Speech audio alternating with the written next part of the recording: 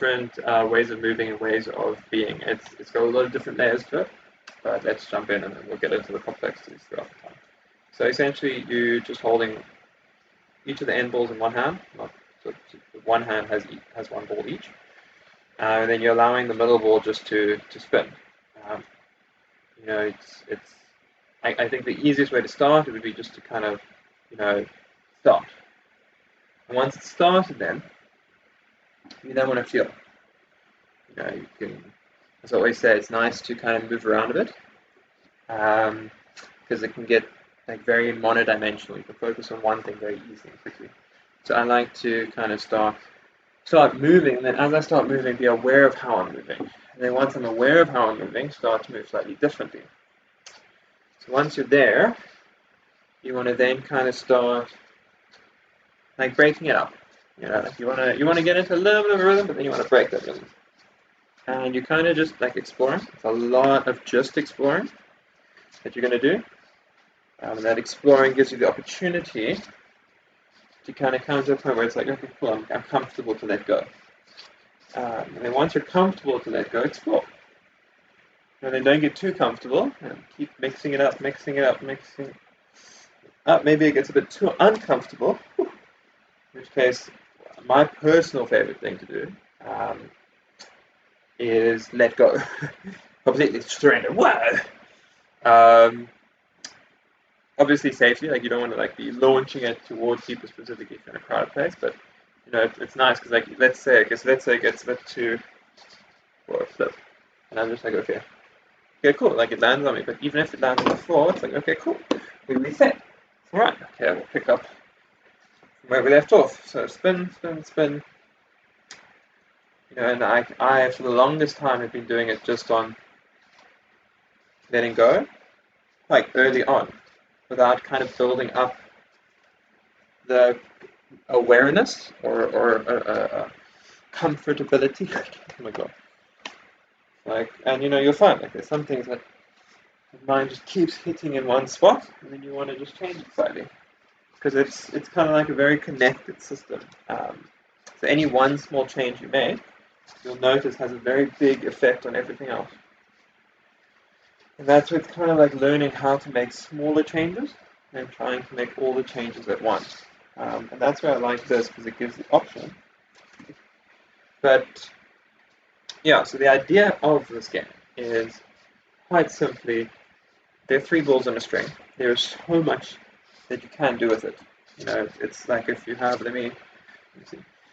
If you have a staff, so a piss poor staff, but you know what I mean. If you have a staff, it's solid. There's only so much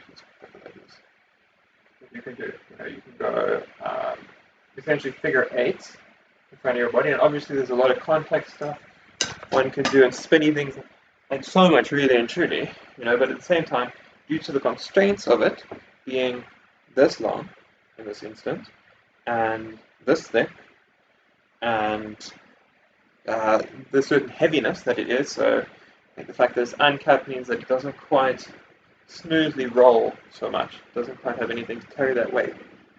So it's a whole bunch of little things that constrain the possibilities. And now constraints are actually great because of that, it means that there's only so many ways I can do it. Like I can spin it that way, I can spin it that way, I can pop that on my arm, it's going to flow.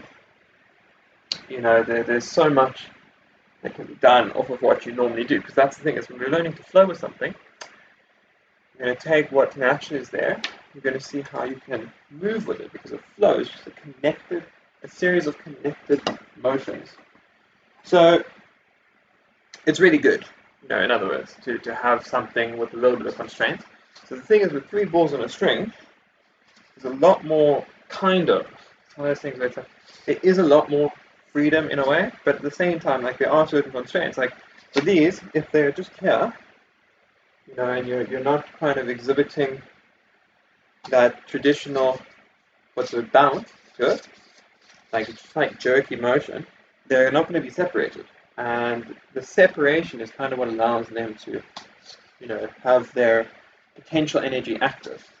Because then you've got all the shapes that they can make, and there, if you look at it, there's a lot of time there's Like I can keep a somewhat consistent sized straight line, and that straight line is turning, you know. So it's made between these 2 points, so there's a staff of sorts, you know, but then that staff, if I come to grab it, splits. And then there's this other piece, which is to say that like the patterns that are engaged with then start creating the constraints that you're experiencing. And that's where the game is designed to be like, okay, cool, there are all of these. And this is still a really nice one, you know, because it's like, okay, cool, how can I catch it and get it to move? And that evolved into, I mean, at some point I'll figure out proper leveling. Like this is currently level 1, and I think this is a better level 1. So maybe we'll call just go and level 0, because it's not even building up to anything, it's just nothing. I like that as level 0, because it shows you like the pure as it is, reality as it is, so to speak, which they all kind of do in a way. I guess it's where the modulation is coming from. But anyway, as you then do it, and then like, so like the thing that took me, because I was actually like thinking about it, it's amazing how much you can do something and not actually have thought about it so much. And let's see, let me actually check. I'm just checking my camera height now, guys.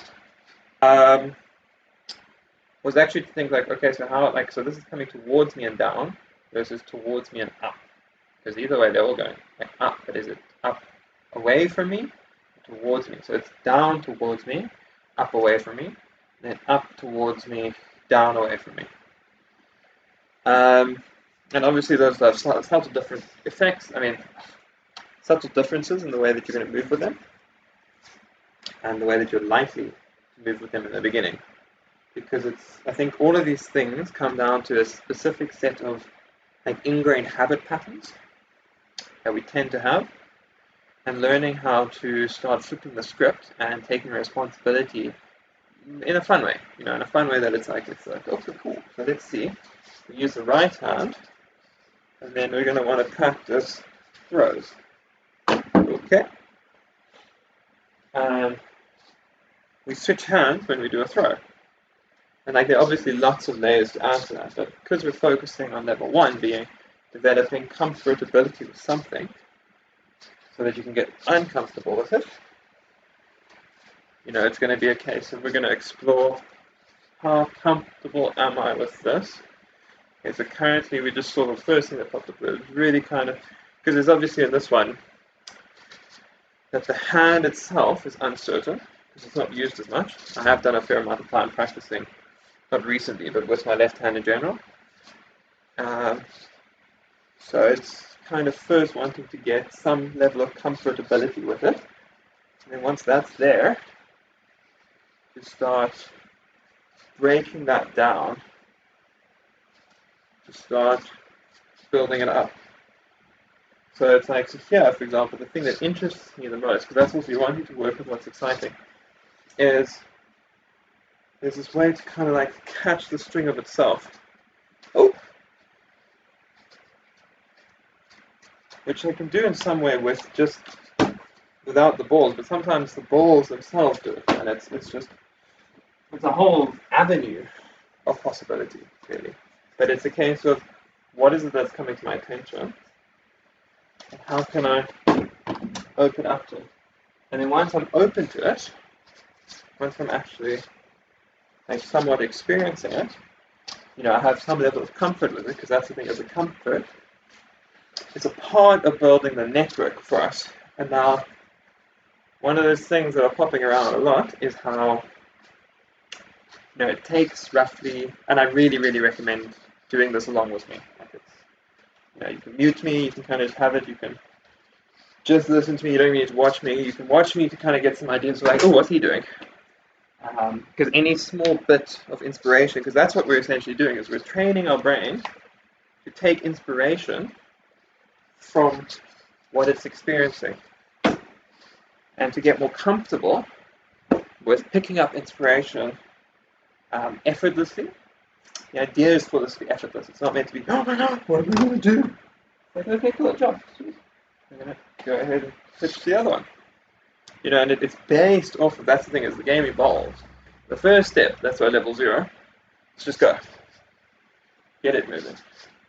And then it's like, okay, cool, I quite like the feeling with it knocking on my arm, knocking on my arm, knocking on my arm. And I'm specifically trying for the piece just close to my elbow. Because I can actually get like my wrist, I can really kind of catch quite easily. Or as a friend once told me, or I noticed off of a friend, you actually just, I think he did tell me, you just go ahead and as there's the opening, the great, amazing opening, you move your arm into it, which was like crazy, it's like it's super small, but for so long, I was like, no, I gotta get on it, which, to be fair, I got very good with, so I was super stoked about that, but it was kind of just next level amazing for it to then realize like, oh, you can actually just move your arm so that it makes up the difference. And that's kind of the intention with this, is to learn so you can notice what your own body does sometimes. Because sometimes something happens and it's just like, whoa, that is so cool. How did that happen? And you want to kind of begin the habit of, or not begin, because I mean there are habits, but start focusing on the habits, because it does also happen naturally, of natural alignment. Alignment being the idea of what you're wanting to happen is actually happening already. It's now just learning to focus on that happening, as opposed to the thing you don't want to happen, that when one maybe gets a little hyper focused on. So, and like then it links into this really amazing part for me, which is, okay, so there's a reason, because pattern-wise, neurological-wise, even all of these different things. But like basically, there's a reason I started spinning this away and towards, away, downwards towards me, away, upwards, away. And like even just the processing of the directionality and the orientation in space is really interesting, because like on like it's got a tiny bit of brain strain. I'm not talking like, oh my god, what the hell am I going to do it?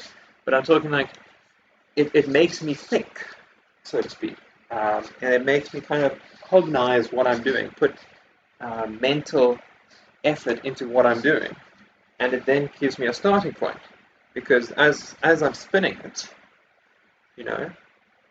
there's then this like little pop back, and then it's like, okay, can I do that pop back on this side? What does that lead to? Because just like, if it's going to naturally, it's going to more tend to spin this way, then if I stall it and spin it the other way, it's going to be in some way counter to what my natural flow of energy is. And the thing here is, it's not about one way being right or wrong, it's about balance. It's about becoming aware of how you normally do it, so you can then start to do it differently. And it's kind of one of those things where it's like, you're wanting to experience both ways and not get too attached to either of them. And the easiest way to not get so attached to either of them is to process both of them. Because I firmly believe that things processed fully are released naturally. Because the point of what we're processing is that the energy is coming in and going out. Coming in, going out. And they're very triply connected to both sides of it, because it can't come in unless it goes out. It can't go out unless it can't go out if it didn't first come back in. So the one contains the other one. The one contains the whole. Well, there's one in that way, but it's a different point from just saying it to starting to experience it. And that's why I urge you to try it yourself, because the way in which you start then having this toolkit, so to speak, of looking and associating. Also, like, the thing I've always loved about it is it's abstract. It's three balls and a string. I was like, how the fuck would I have learned to do this? Like, where would I have had the opportunity to feel and experience this?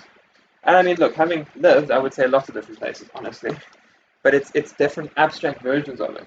Because it's like, because it's not going to quite feel like this, but the underlying experience might be similar. But like, not the experience of how it looks or sounds, but like how it feels. How it actually feels. And again, that's where the thing is, because like once you've got a piece to focus on, but it's also coming like then strengthening your mind by coming back to it. Like for example, I've not been focusing on either catching the ball or letting go, or catching the string, or specifically focusing on catching it by this part of my arm, searching and whatnot purposes. Okay, we're good.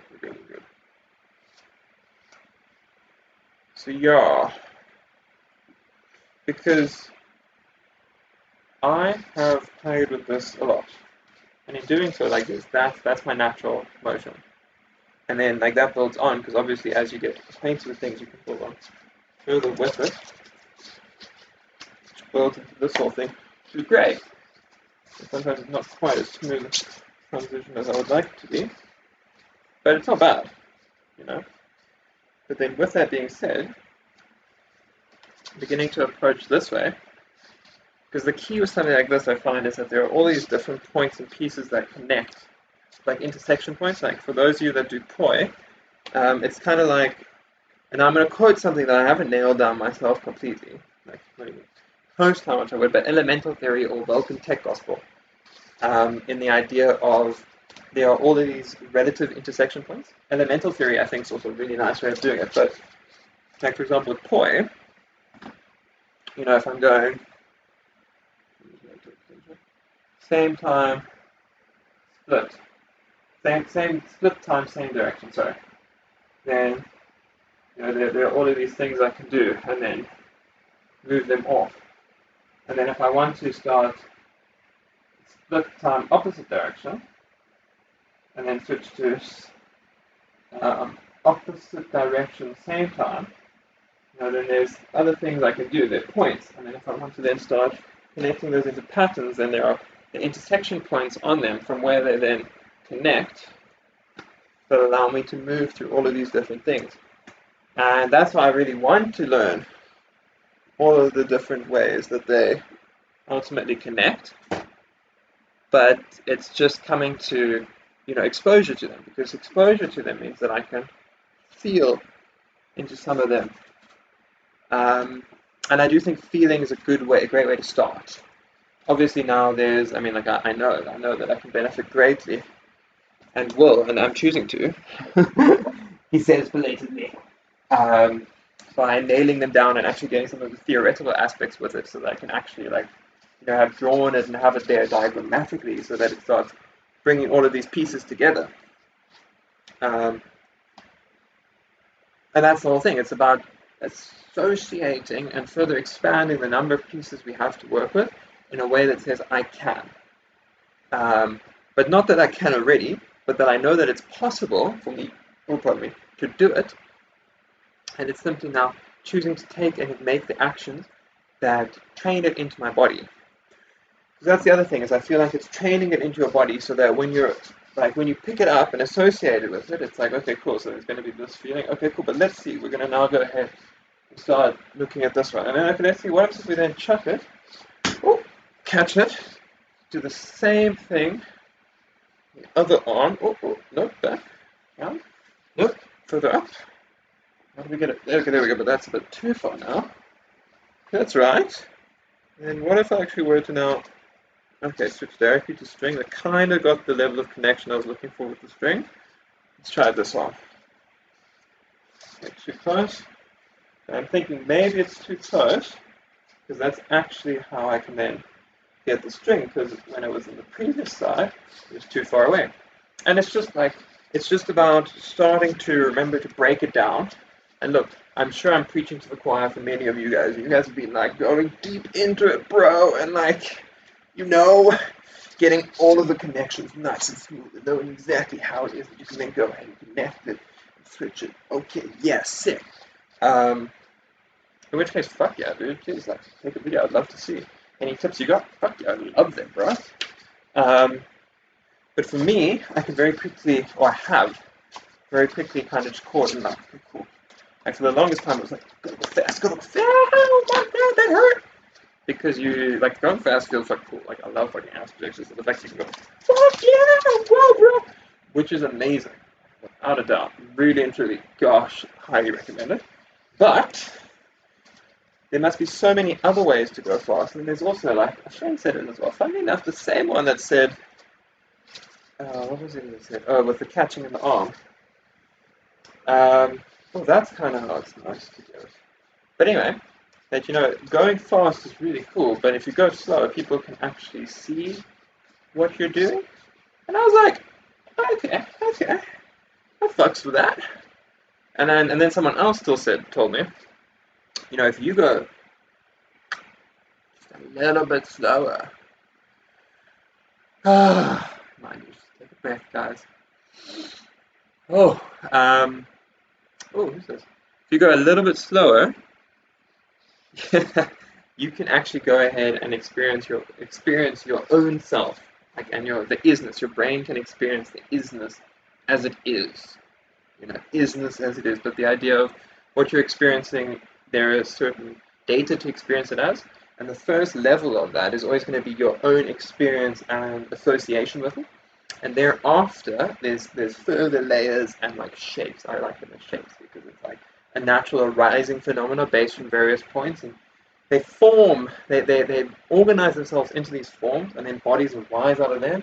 But those are just temporary, like, echoes of those points in space and time, sort of thing. And that's kind of, where the isness of it, learning to associate the isness and find ways to experience the isness without attachment to it. And that's also where the thing is, like, I really want to nail it, but if I don't, it's not the end of the world. Again, I'm going to keep playing. Over time, that's how it works. Wait. Thank you so much. We're just about to hit 11, 11, 11, or 11, 11, 1.